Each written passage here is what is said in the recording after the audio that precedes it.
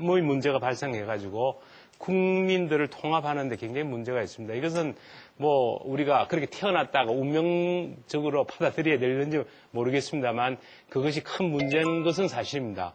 그런데 저는 긍정적으로 생각하려고 자꾸 노력을 합니다. 뭐냐 그러면요. 한국을 상징하는 게 뭐냐. 파리 그러면은 뭐 에펠탑, 그죠? 뉴욕 그럼 자유여신상 이런 것도 생각합니다. 앞으로 아마 한강 르네상스가 생겨서 서울에 대해서도 고층이 생기고 한강 주변이 좋아져서 그와 같은 이미지가 생길는지 모르겠습니다만 저 생각에는 분단 국가였기 때문에 휴전선이 세계에서 가장 귀중한 자산이 될 것 같습니다. 문명이 발달되어 있는 한가운데, 도시 한가운데 그와 같은 자연이 있는 식물이 있고 동물이 있는 데가 없거든요. 만약에 20년, 30년 후에 통일이 되고 나면은 세계에서 가장 좋은 한국의 아이콘은 DMZ, 휴전선이 되지 않을까 생각합니다. 그래서 자꾸 긍정적인 게 너무 크다 보니까 부정적인 것이 지금 나타나구나 하고 생각을 하고 있을 뿐입니다. 네, 답변 감사드립니다. 생각을 바꾸면 더 큰 긍정의 힘이 보이는 것 같습니다. 다음 질문 받도록 하겠는데요. 네, 뒤쪽에 계신 남학생분께 기회를 드리겠습니다.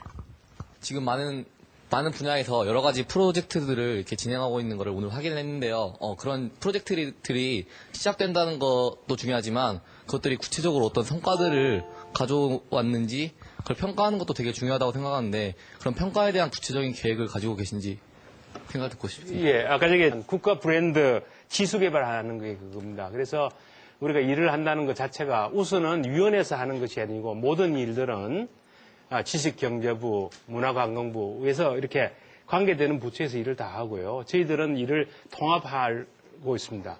그리고 지금 지수가 전 세계적으로 국가 브랜드 지수가 개발되어 있는 게 많은데 그와 같은 지수들을 보는데 이것은 장기적인 거거든요. 3개월 단위 이렇게 단기적으로 볼 수 있는 간단한 지수를 개발하려고 하고 있습니다. 근데 그 지수가 우리 위원회에서 그냥 만들었다 그러면 야 자기들 일 잘했다고 보일 것 같아서 한국에 가장 신뢰를 가질 수 있는 민간 기관에서 그런 지수 개발을 시키려고 하고 있고요. 그것도 우리 위원회가 돈이 없어서 원조를 받으려고 그럽니다. 우리 민간 어떤 기구에서 그런 것을 해주려고 그러고요. 그와 같은 지수에 따라서 우리 그 업적 자체를 평가를 하면서 또 문제점을 발견하고 노력하려고 하고 있습니다. 네. 다음 질문 받도록 하겠습니다.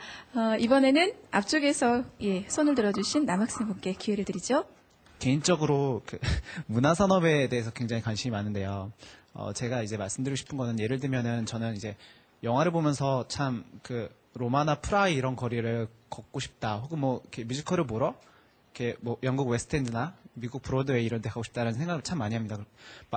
그런 식으로 마찬가지로 우리나라도 한 3, 4년 전에 참 한류가 열풍이었듯이 참 적은 노력과 비용으로 그 외국인들에게 참 인지도를 그러니까 부정적인 이미지를 개선하고 또 인지도를 이렇게 혁신시키는 방법이 저는 그 어떤 문화산업의 경쟁력을 끌어올리는 게 그 하나의 방법이 될 수 있다. 또 그게 굉장히 효과적인 방법이다라고 생각을 평소부터 해오고 있습니다.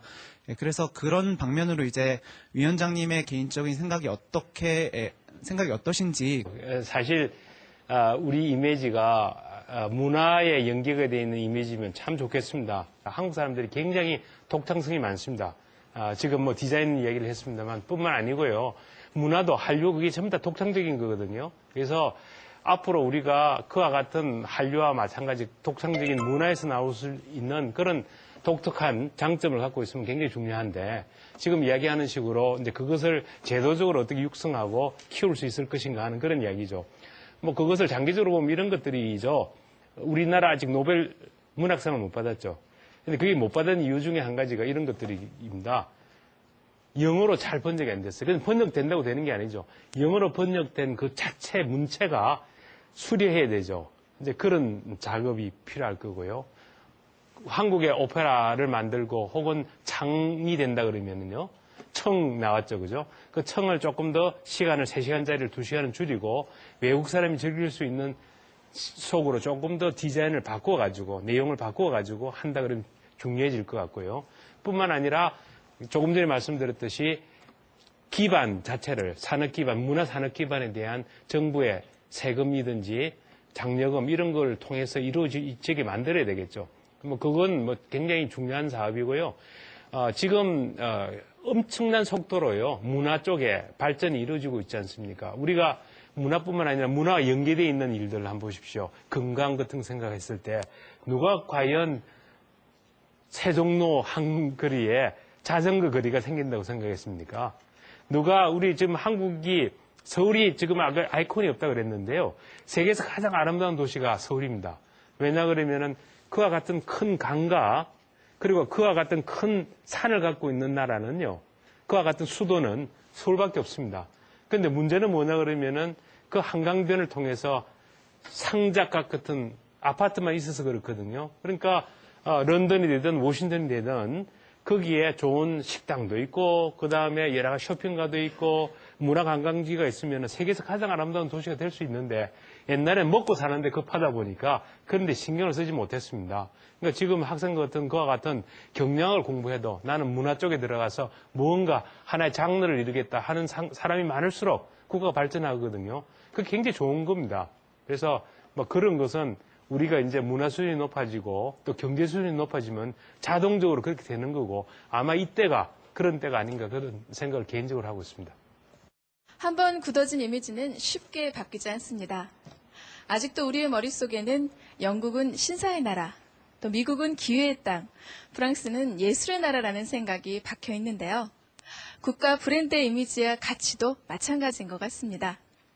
그런 때이니만큼 더욱더 신중하게 힘을 모아서 국가 브랜드의 이미지를 더욱더 높이는 데 열중해야 하겠습니다. 이상으로 CEO 특강 오늘 모든 순서를 마치겠습니다. 다시 한번 수고해주신 어윤대 위원장님께 힘찬 박수를 부탁드리겠습니다.